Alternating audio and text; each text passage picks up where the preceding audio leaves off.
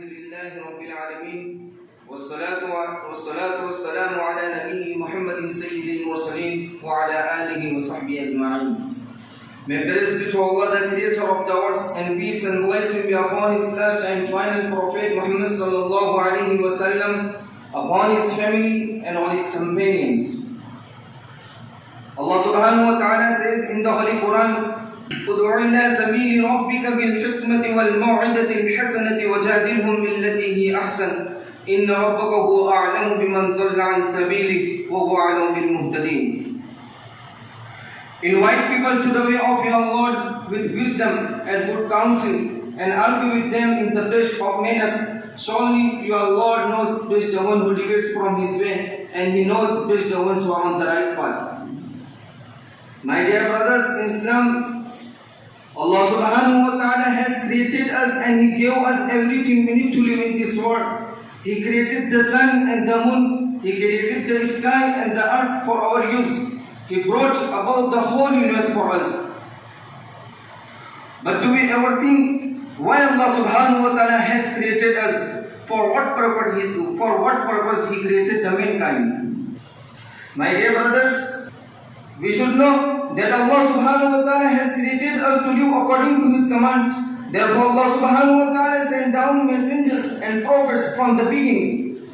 So all the prophets and messengers guided mankind to the path of Allah. Allah subhanahu wa ta'ala sent down 124,000 prophets to mankind at various times and places.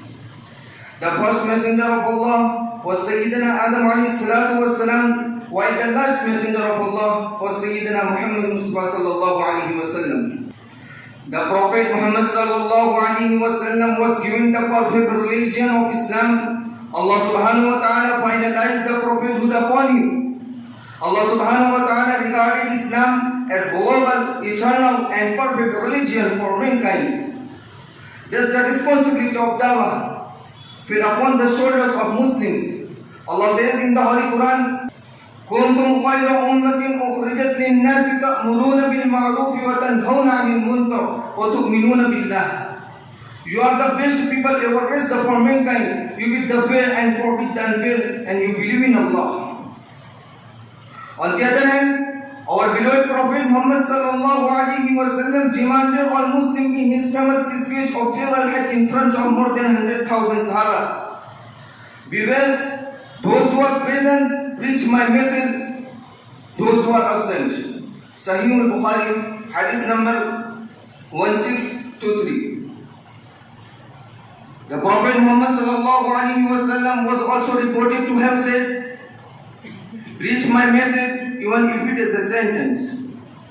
Sahih al-Bukhari, hadith number 3202. In the light of these verses and tradition, it is our duty to preach Islam and introduce it to those who are unaware of this true religion. We should know that the whole world is thirsty for truth. The people of the entire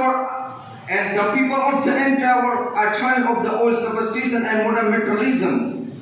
They are wandering about in the quest of mental peace and Western spirituality. Brothers, so we must fulfill our religious duty. We should present Islam before others and remove the widespread misconceptions. My dear brothers, everyone who has studied the life of Sahaba knows well that wherever they moved, they went with Islamic spirit. People got impressed by them and converted to Islam in groups. We should make ourselves true and sincere Muslim.